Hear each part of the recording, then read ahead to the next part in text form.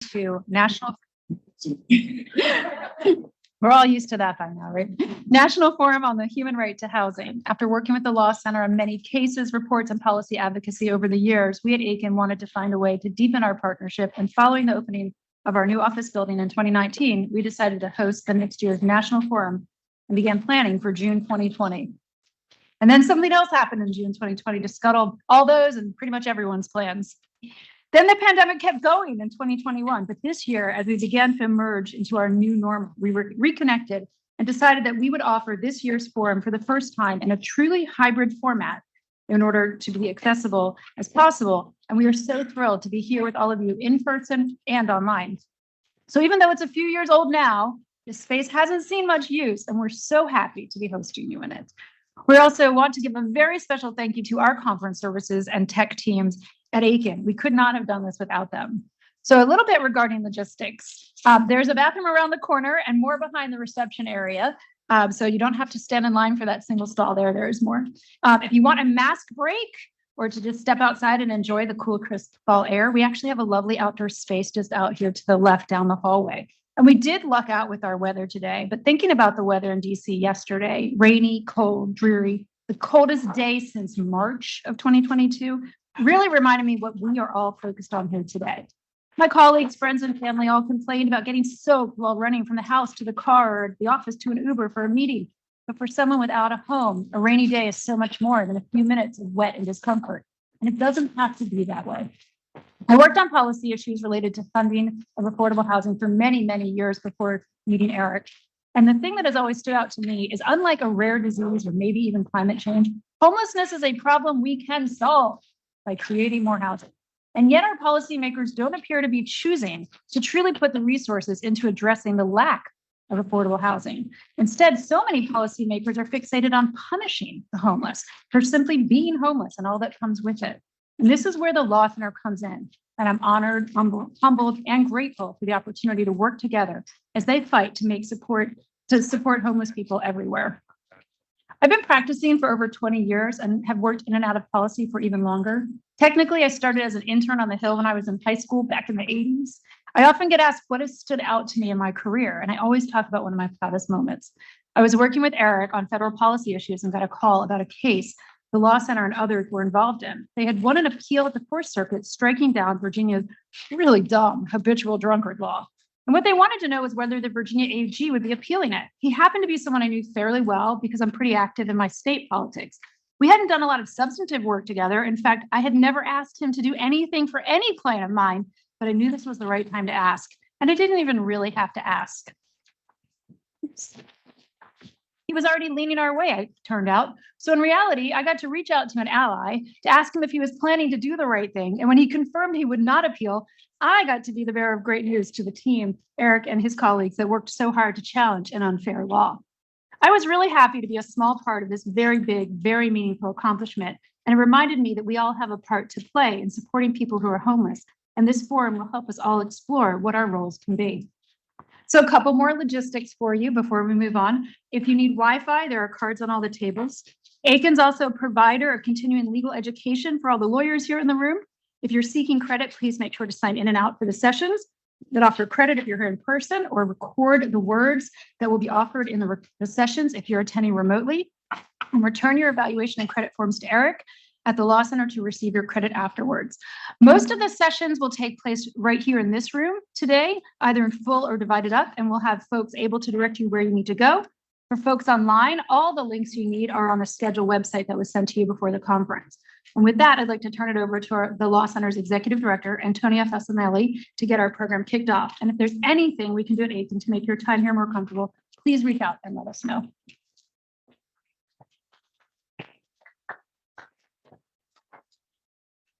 Good afternoon, everyone. Francine, thank you so much. Thank you to your entire team for this beautiful space. This is one of actually several rooms that the Akin Gump team has offered to us. We're extraordinarily grateful for your partnership and support all these years. I want to thank our other event sponsor as well, Fish and Richardson, who provided funding, which helped many of our speakers and many of you attending come to the conference today. And I want to begin by saying that this is really part of an ongoing commitment at the Law Center to make sure that everyone who wants to attend this conference this year and going forward is able to do so regardless of cost. So we will be continuing that. As Francine said, I'm Antonia Fasanelli. I am the second executive director at the National Homelessness Law Center, and I'm truly honored to be here with you all. I have, as you have, attended this conference as an attendee, as an audience member, and I know what an important convening opportunity this is and discussion opportunity for all of us here to collaborate and discuss ways that we're going to move this work forward. At the Law Center, we've discussed quite a bit over my last 18 months what it means to serve as the legal arm of the movement to end homelessness. A core part of that, of course, is to share legal information, support litigation and new policy strategies, and to create as many spaces to share ideas and collaborate as possible. This is one here today. And if there's anything that I can do to make your forum, your conference experience better and stronger, please let me know. It's very important to us that this be as effective for you as it always has been when I attended as an audience member. I want to share a little bit about some of the artwork that you will see today and for those attending the awards tonight. I know for many of us, advocacy comes in many forms, and the advocacy of artists is such a critical part of the movement to end injustices, including the injustice of homelessness. We're so honored that an extraordinary artist, Murphy Chen, has donated pieces of artwork to the forum and to the awards tonight. You see two of her pieces outside the Strauss room here. Those pieces are entitled Despair, which is to my right, and Joy to my left. She was moved to create these pieces as she learned more about the work of the Law Center. In addition to being an extraordinary artist, she is also a law student here in DC at American University's Washington College of Law. And as she says in her artist statement, which I encourage you during the breaks to take a moment to read, she really saw a connection and intersection between her work of advocacy as an artist and advocacy through law. So we're really honored to be able to share these pieces with you today. Tonight at the awards, there is a third piece, a diptych, that she calls The Migrants, that she has allowed us to reproduce for the awards tonight. And it is extraordinarily moving, as these two pieces are as well.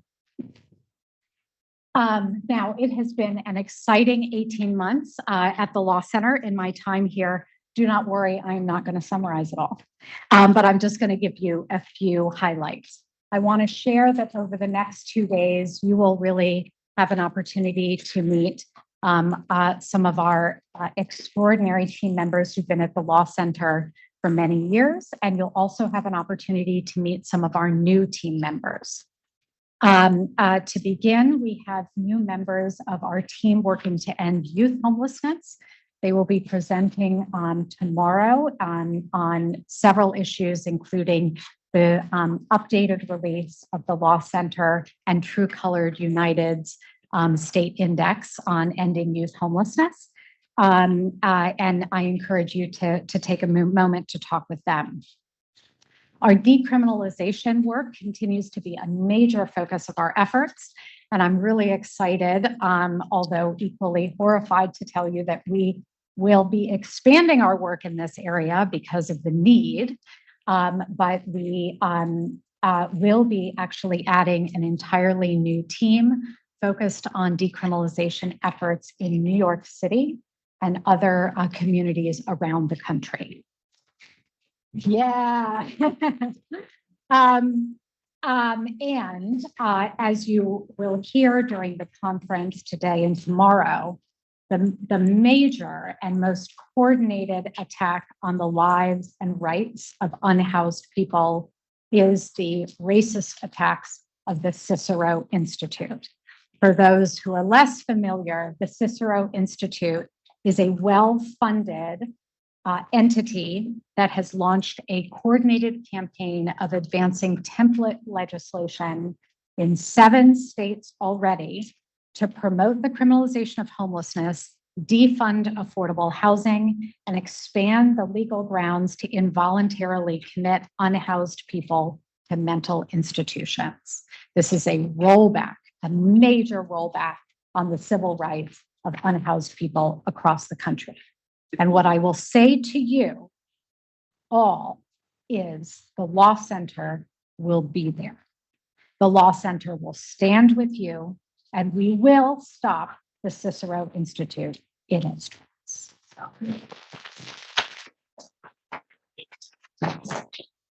Now, I look forward to sharing much more about that over the next couple of days, but I have a real job up here right now, which is to introduce 2 extraordinary friends that I have gotten to know in my time at the Law Center. Don Sawyer and Tim Hashko together make up a Bigger Vision Films. Tonight, they are receiving the Stuart B. McKinney Award for their 2 documentary films, Under the Bridge. Many of you will have seen an extraordinary award-winning film, and Beyond the Bridge, which is the film they just concluded filming and have started or about to start editing, which is focused on solutions to homelessness. For folks who have not seen Under the Bridge, this extraordinary film really focuses on a tent community under a bridge in Indianapolis, but it also talks broadly about the oppression of the criminalization of homelessness.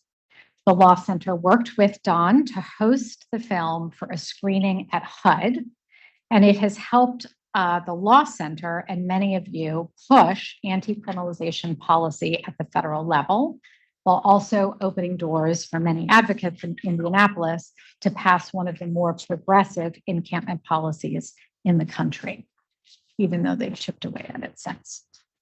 Their current film, Beyond the Bridge, which is still in production, as I mentioned, we are really honored that Don and Tim were willing to share a clip of that film with you today, a little sneak peek for attending today. And as I said before, it focuses on solutions to homelessness, and in particular, and you'll hear this in the clip, the critical importance of housing first and how housing first policies save communities millions of dollars. So please enjoy this clip. And then afterwards, Don and Tim will share a few thoughts on how we as advocates can leverage their film in our own policy advocacy. And then we'll take questions from all of you.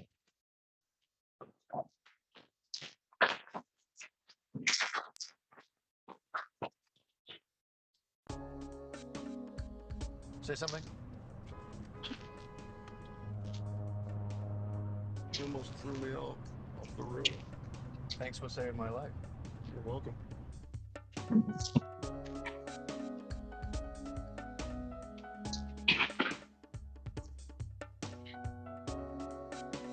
The biggest pleasure and privilege of making documentary film is the process of discovery. Good surprises, bad surprises, they're both equally rewarding in their own way. But never have we ever come across a discovery as disturbing as what we found in Washington, D.C. Why is it that 88% of people experiencing homelessness in the District of Columbia identify as Black or African American, and the general population is 44% identify as Black or African American? Close to 100% of families experiencing homelessness are Black. People experiencing homelessness are nearly doubly overrepresented in our homelessness crisis. At first, we thought it was just a terrible fact. But then we went to Milwaukee. When we looked at the individuals we served, 75% of our clients were African American. When we look at our eviction prevention program, it was close to 80%. Then Atlanta. What percentage of your homeless population in Atlanta is black? 90%. No way. That's the winner. Like, DC is 88.6% or whatever, and Milwaukee 75%. Yeah, Detroit is up there too. We're 89, but yes. That's beyond disgraceful. It was beginning to look more and more like a trend, so we dug deeper. We looked at the numbers of African American populations in a few cities and compared them to the rate of those cities' black homeless populations. And every single time, the rate of black folks experiencing homelessness was 2, 3, sometimes 8 times the rate of the African American general population. So if you look at poverty for whites in America, it goes down. And then for homelessness, it goes way down. If you look at that same statistic for African Americans, it goes up. So the poverty level goes up as opposed to the general population. And for homelessness, it goes way up. And so it isn't poverty that is the generator, it is something else. We believe that something else is racism. This is actually the systems that founded this country working exactly as they were intended to do, to prioritize wealth and safety and resources for white people while deprioritizing those things for people of color, especially black people. In Philadelphia, we interviewed Dennis Culhane, the top researcher on homelessness in the United States. He briefs Congress every year.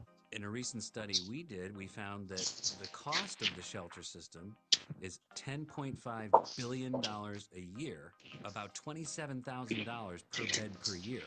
But half of the single adults, they don't even sleep in one of these facilities. It's inefficient, it's ineffective. What hopefully, your film will do is help people understand that maybe society thinks shelters are a solution, but the shelters don't think they're the solution. And the people who stay in them actually think that they're the problem. Housing not only is the most effective solution to homelessness, it is the most cost-effective solution to homelessness. Shelter was never supposed to be the ultimate solution to homelessness, and people were not supposed to have lived in shelters for long periods of time the way they do now. The key is there has to be some next step. There has to be a program that's helping people end their homelessness, and that's what is missing. So the amount of money that's being on this racked call, up right now. on this call, right? $10,000, maybe $15,000. That's already a year's rent for one of those people in that campsite. Just this one call, 15 grand, given all the personnel and the trucks, and we're just pouring money into the emergency response, but never actually addressing the heart of the issue, which is the fact that they're still homeless with no housing, and that's what's perpetuating it. So by the end of the year, you spent $50,000 per person in that encampment, and they've got nothing.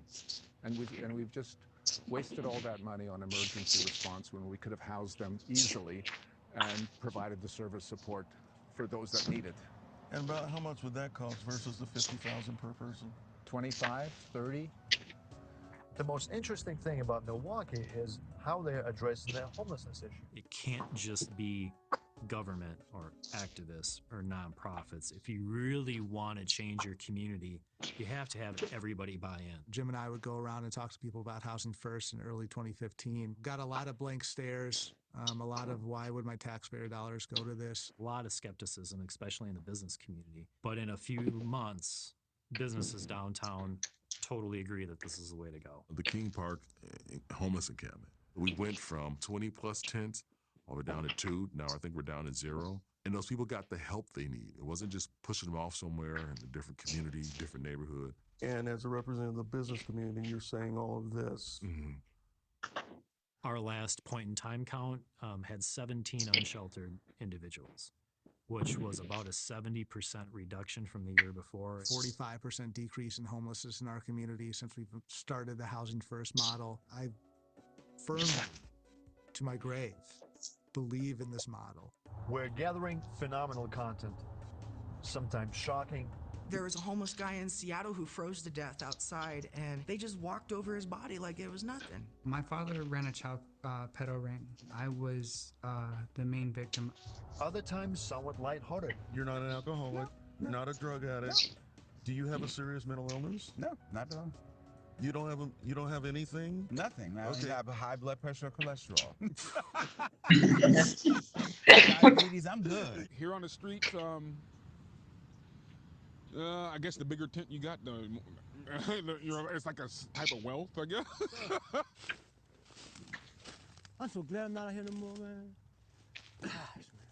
I live in a complex now with doctors and lawyers and federal police. I have a vehicle, I have to pay insurance, I have electric, water bill, they charge me for trash, I pay $200 to park. My biggest obstacle right now is finding permanent employment. And when I do, my whole life gonna change.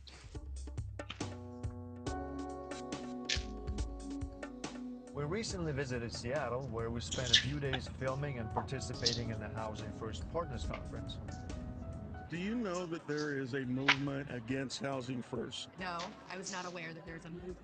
There are dark forces out there that are trying to undermine the Housing First approach. We're challenging the status quo in a way that hasn't been before, and we're getting a lot of blowback. So there's a kind of a narrative battle going on. The Housing First, the model is housing and services. No, it's not. I promise you it is. No, it's not. This is where I have to argue. If the federal government says that's not true. Well, who cares what they say? They're not the one who developed the program. But don't say housing first without saying housing first model or housing first federal law, because they're completely different.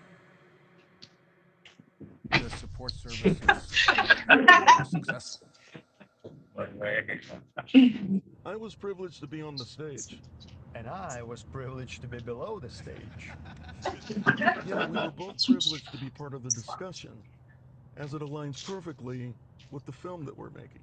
We're all here because we know that we have an approach that works. Housing First has been a tremendous success. You all know that. In the work you do every day, you see hundreds of thousands of people housed across this country. And now here we are in 2022 with people responding to the crisis of today saying that Housing First doesn't work. And now we have well-funded and sophisticated entities, and they are selling pro-criminalization, anti-housing first legislative packages to state houses across the country. We've seen quite a few bills this year to completely dismantle our Housing First system. I hear people say, look, you've been doing Housing First for 10, 15, 20 years, and we still have homelessness, therefore Housing First is failing. Or even worse, Housing First is causing homelessness. If they can mischaracterize Housing First as, look what they're doing, giving freebies to people without holding them accountable, and they're using your tax dollars to do it, they can score points with the public when the public doesn't understand what it really means. It really doesn't matter that this is by far the best way to address homelessness. It doesn't matter unless you tell the story in a way that the public will receive it. The good news is that this story hasn't been told yet. And that's exactly why we're making our film. To help the public witness the effective way of addressing homelessness and to show a hopeful path forward. We should add that this project is no longer just a film. Once the film is complete, we will follow it up with a massive social impact campaign, which will include at least 40 screenings that we and a host of other partners are going to put together all over the country with a film screening, panel discussions, celebrity entertainment, all that stuff. In other words, this issue, the issue of homelessness, will never have seen what's about to pop off. You get the public on board, we're going to solve it. That's the deal. That's why we're doing what we're doing. The power of film. Power of film?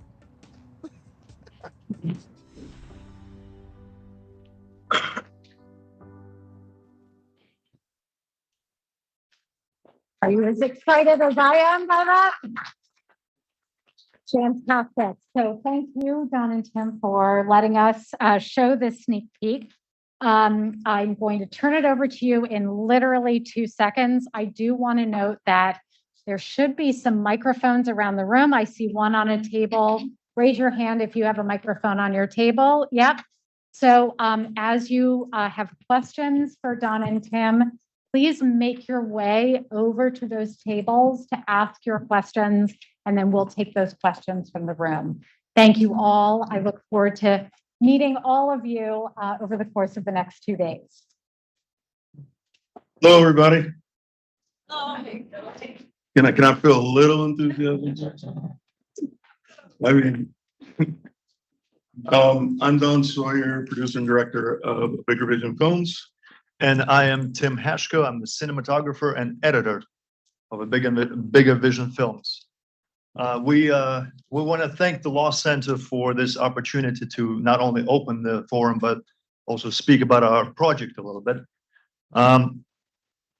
You know, we get asked quite often, why does a white Russian and a black Quaker, why do they keep making movies about homelessness? We've been at it for almost a decade now.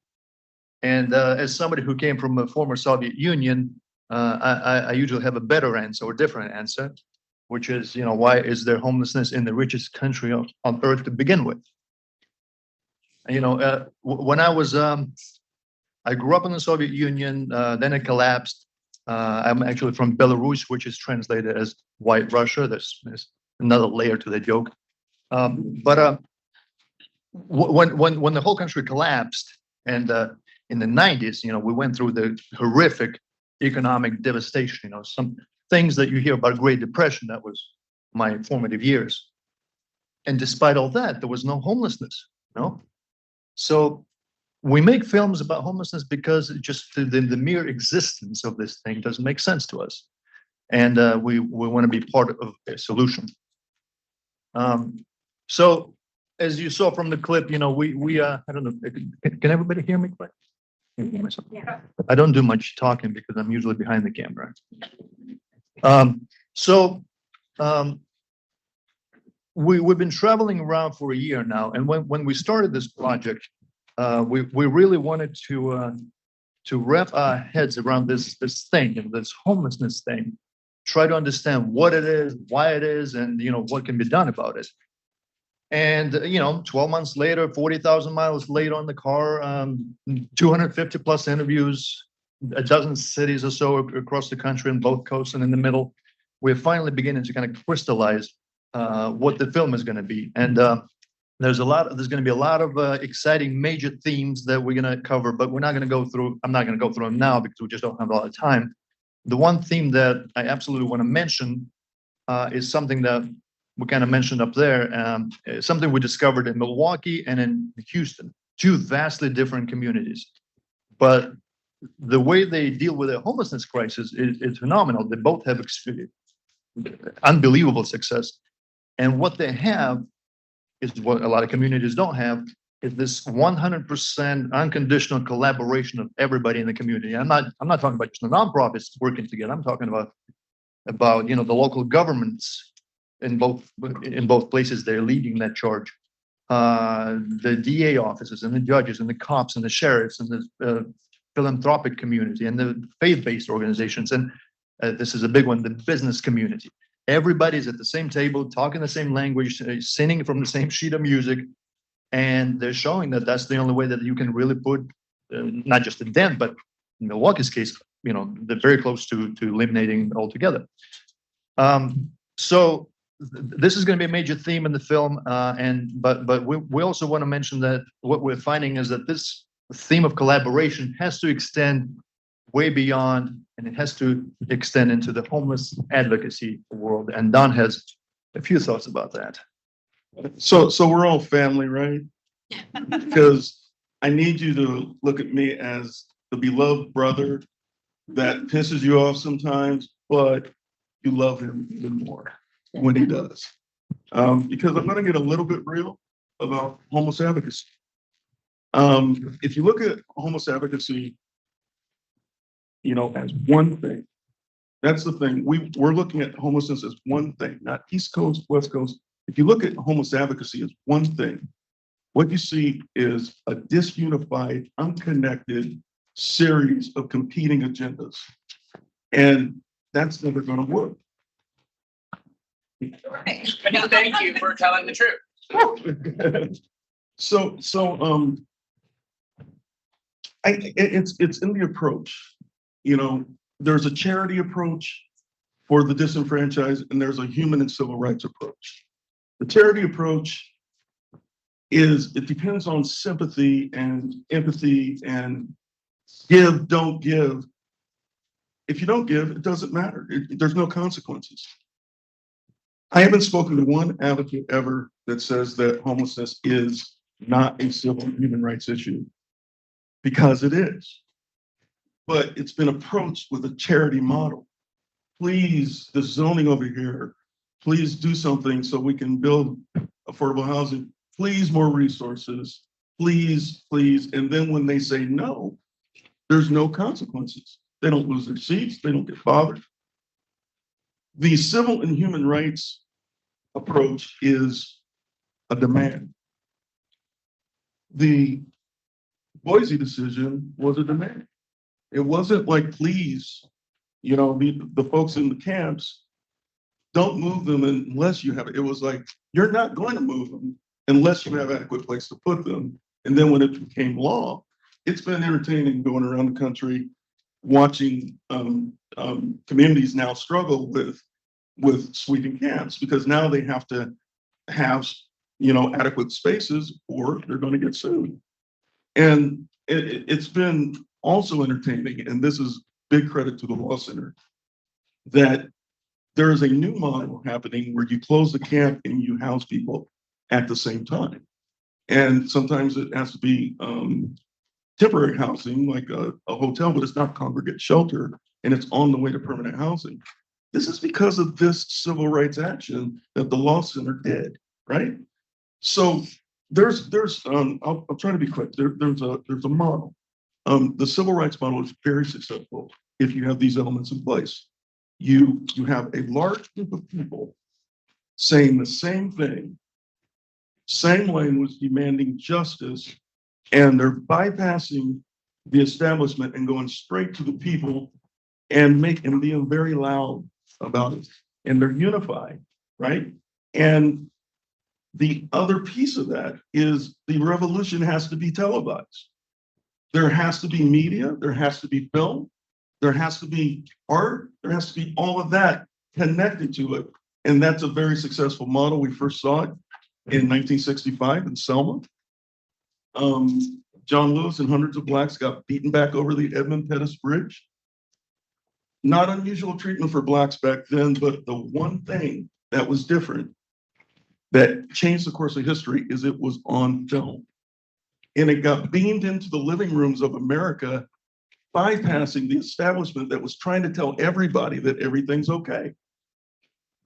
And when that unvarnished truth got into the living rooms of America, public opinion changed very rapidly. And 5 months later, the Voting Rights Act was enacted. However, the thing is, they went to the public. The public's the boss. The public is the one that pulls the strings of the establishment. So the modern day example of using this model is the LGBTQ community. Great success in the demands that they have, right? And justice has come their way because they applied all of these principles. We did it in Indianapolis. We weren't trying to, we didn't understand what we were doing, but we followed the same model with our film Under the Bridge, the criminalization of homelessness. In 2013, Indianapolis closed its biggest camp. And that wasn't unusual, but it got caught on film, our film, and we made the movie. The premiere of the film in Indianapolis had 600 tickets sold. Just over 400 people showed up. And when we were hurt, we didn't understand why. But it was the service providers, it was the mayor's administration, the big advocacy group, anybody that had anything to do with caring for the homeless community, they didn't show up. And we heard that the chief of staff of the mayor said, we're going to ignore this movie until it goes away. We were like, not really, because we spent too much time on it. Somebody's going to watch this movie. So we got a supporter, rented out a big theater, 2 showings on a Saturday. We took out ads in magazines, newspapers, flyers everywhere. We went straight to the public, and this time everybody showed up. All the service providers, mayor's administration, everybody showed. And I was like, I thought you didn't want to see it. But we realized and we learned, it was very informative, that if they lose control of the narrative, they freak out. You know, so the current mayor, who was a candidate back then, came and saw it, and his campaign right after the movie tweeted, just saw an amazing movie about us. We have to do better. And then a bomb hit. It was like went political. I got a call from the Democratic chair, said, I have a counselor who wants to write legislation. And I said, would you meet with him? I said, fine. He showed me his legislation. He said, is there anything you want to add? I said, Indianapolis needs a secular shelter because the religious shelter doesn't take everybody, and they only let people stay 1 week a month. And he said, too big a leap. Anything else? I said, the city should not be able to close a camp without having permanent and transitional housing to offer. And that doesn't mean the shelter. And he said, fine. And he put it in. He said, this is what I need. We need to do showings of the film all over the city to drum up support. And you need to stand up an advocacy group to go to city council meetings and get loud. And we did. Stood up about 100 people. We went around the screenings, went around the council meetings. It was a hard slog because Indianapolis is hostile toward its homeless community.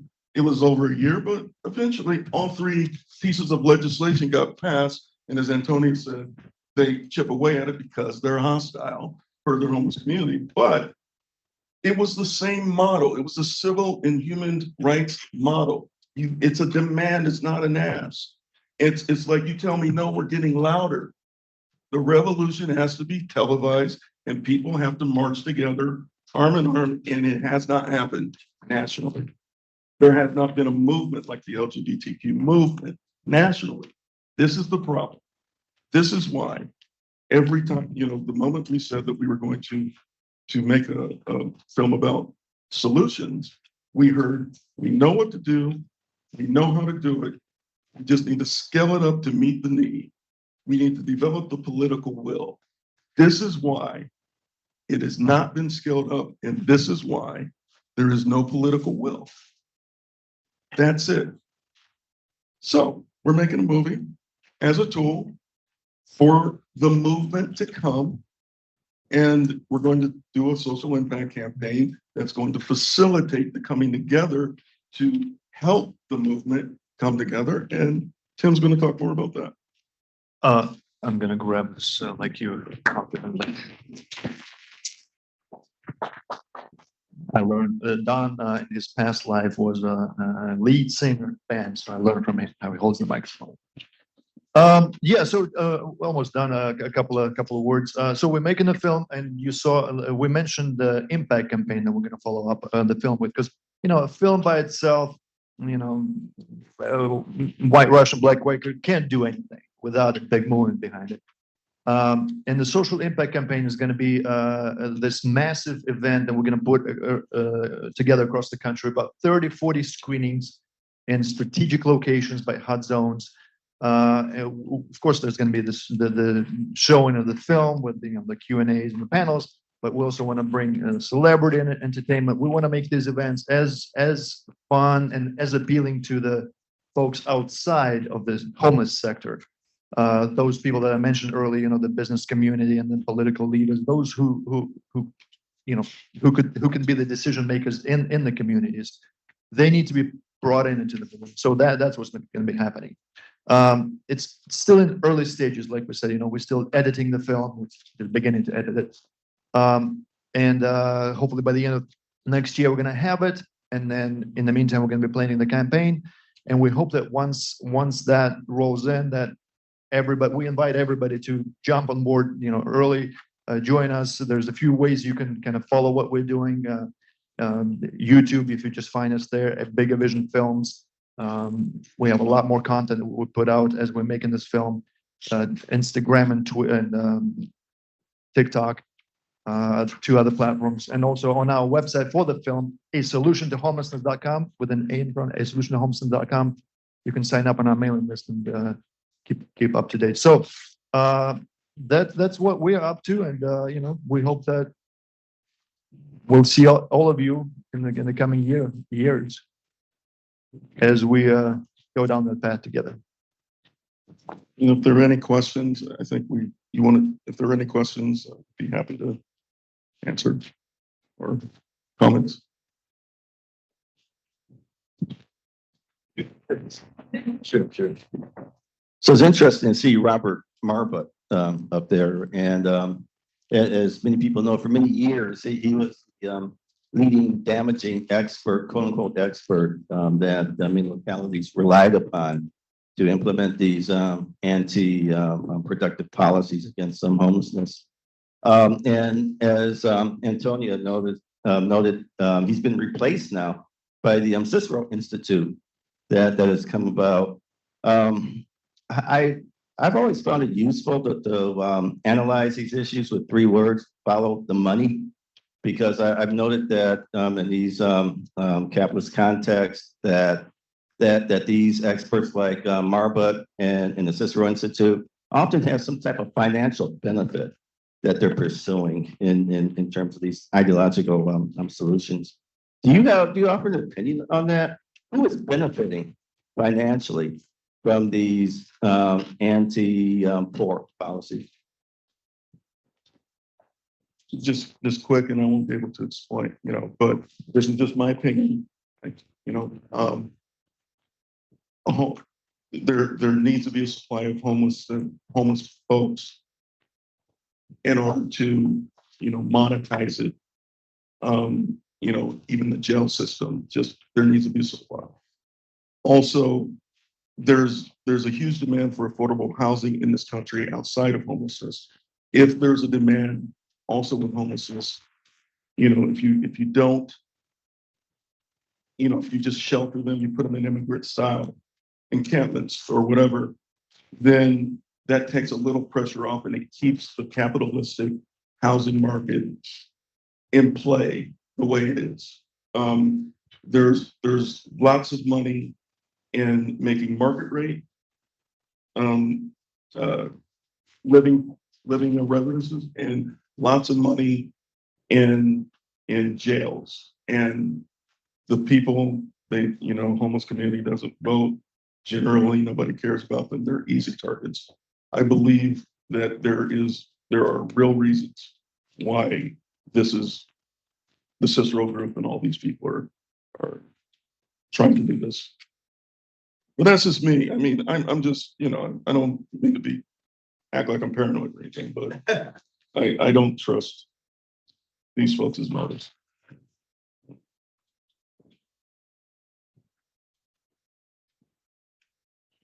Anybody else? Remember, you love me. You guys are all quiet. I didn't mean to say everybody's efforts aren't great. I'm just saying we all need to do it together. That's all I'm trying to say. I'm not trying to put a damper on it. I have a question. I probably don't need a microphone. What other cities are you thinking about going to right now, for your social impact campaign? I'm wondering what kind of regions and areas that you're already thinking about. We don't have an exact list yet. There's HUD has I think 10 zones, right? They have a list of zones, and we will figure out which of the cities would make most sense. The cities that we visited, we're probably going to end up going to, and those include let's see if I can fire them up real quick: DC, Philadelphia, New York, Boston, Vermont. We went a few places there: Atlanta, Houston, Milwaukee, Denver, Seattle, LA. I don't know if I missed anything, but those would be the ones that we most likely end up going. But there will be more than that, of course. I want to encourage you all to come over to Santa Clara County. We would love to have you. Which one is that? Santa Clara County, San Jose. Santa Clara. That area, Okay, yeah. San Jose, gotcha. That's in the Bay Area, though. Yeah, Bay Area. Go to all of the Bay Area counties. I would say that Bay Area is going to be a likely candidate. Yeah, of course. Yes. So you guys can decide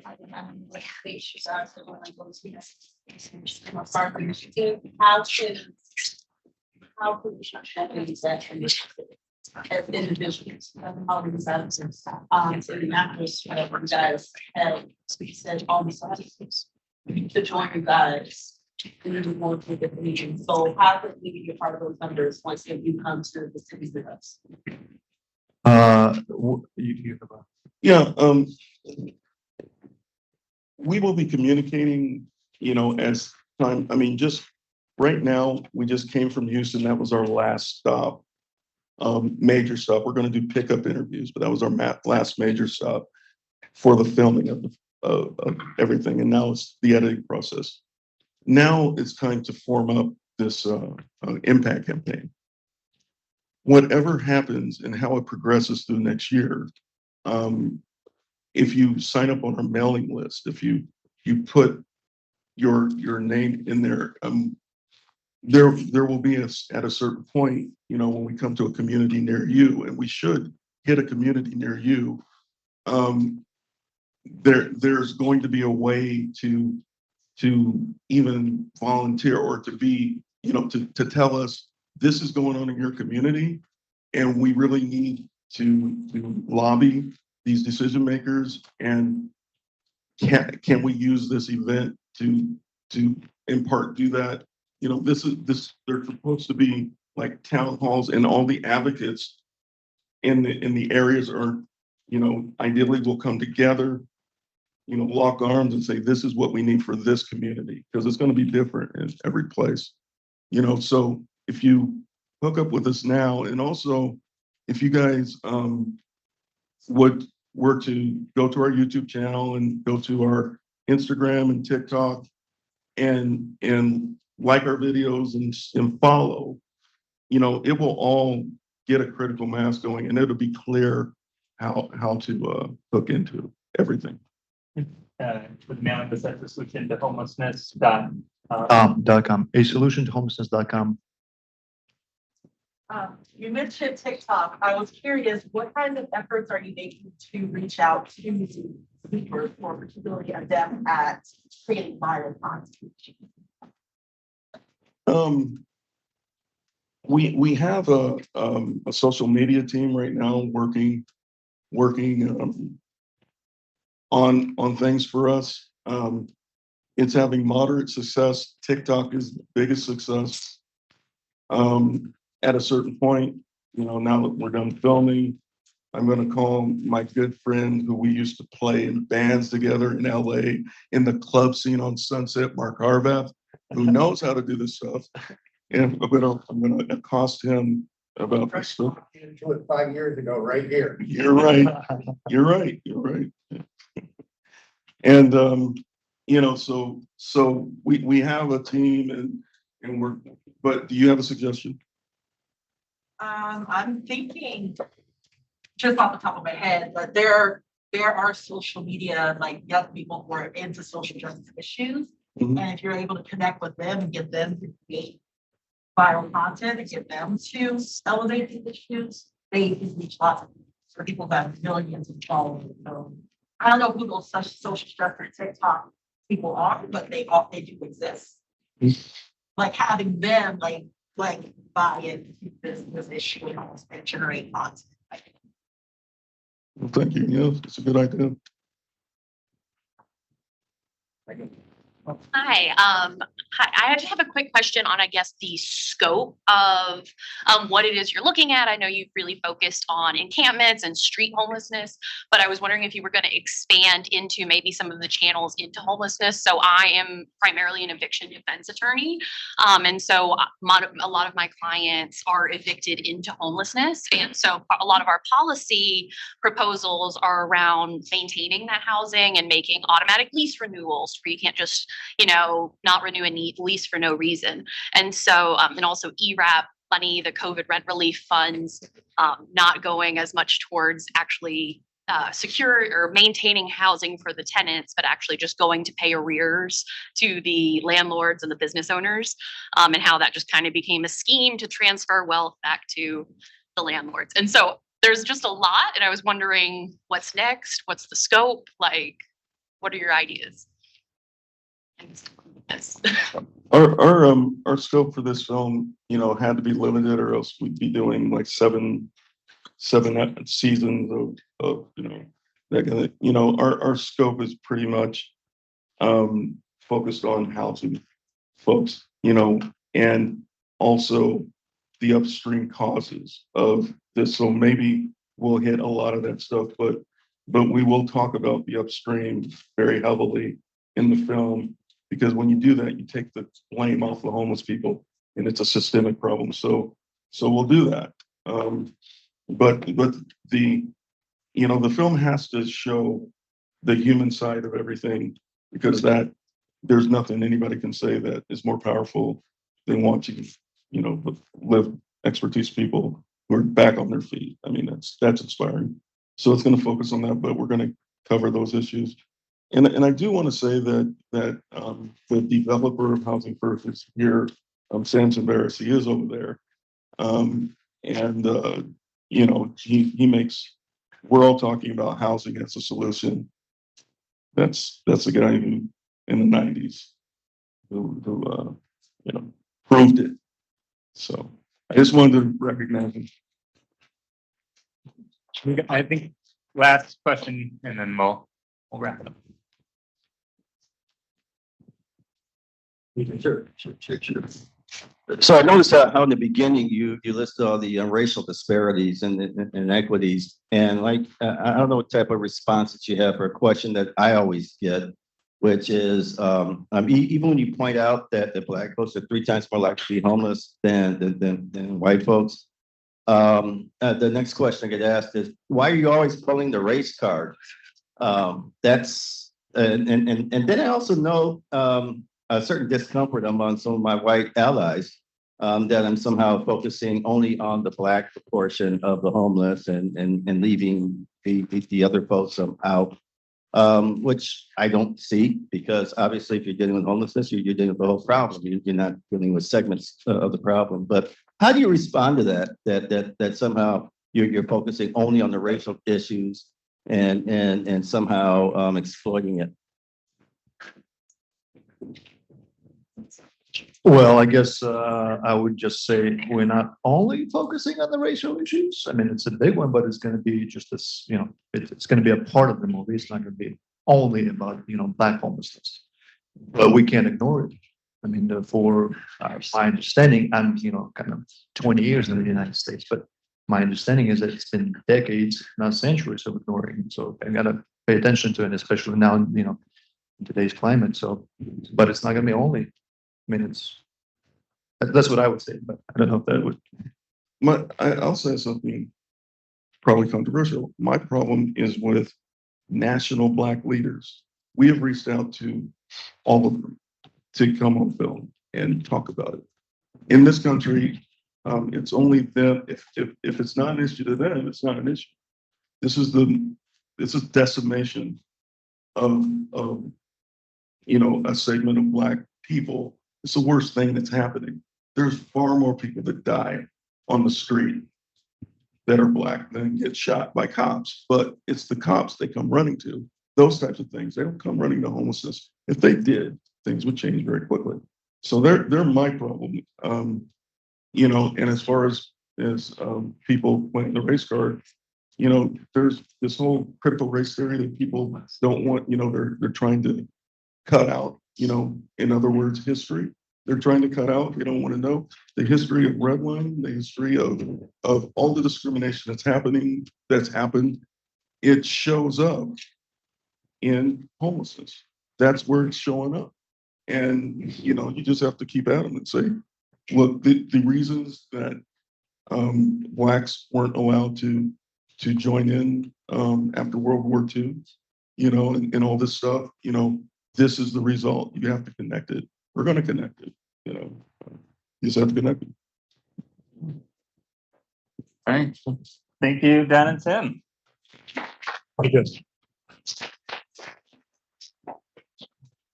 And we'll look forward to the film coming out and being part of the rollout, massive social media campaign.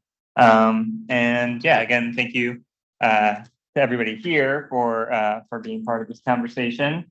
We're gonna roll on to our next segment,